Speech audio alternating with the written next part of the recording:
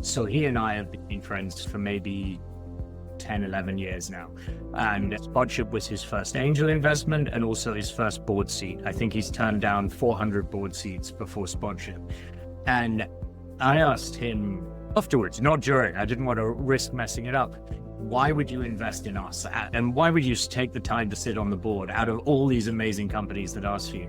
And he said, the reason why is because I am apparently unkillable. And he sees that as the best predictor of success in entrepreneurs and their companies, just refusing to die and always finding a way. I thought about that and discussed it with my family. And I think that is something that I have embodied with Spotship and doesn't seem to be going away. The flip side of it is, if you can think of all the different ways to win, even if this is the most high probability way of winning, it's a really unpleasant way to win. And it is absolutely knackering.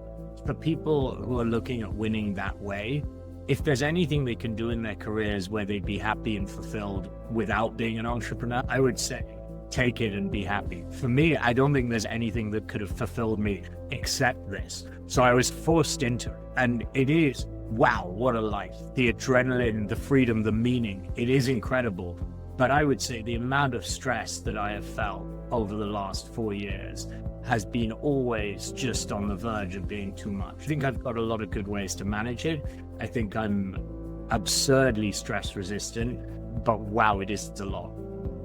Yeah, I could talk about that forever. You spoke about commitment earlier, right? Not being killable is another word for commitment. I will find a way because I am so committed. It's not about my importance. It's also about the mission, the purpose. So it's even better. Some of the stories that I've told my friends, they're like, how on earth are you not in an insane asylum? And for me, it just feels that there's no option except for us to keep going. And that feels perfectly natural. I'm not sure how I got into that headspace, but it really doesn't feel like it takes an effort of will. It just is there. When I look at some of my friends in entrepreneurship who maybe haven't made it, it was really obvious looking back that they weren't those kind of people.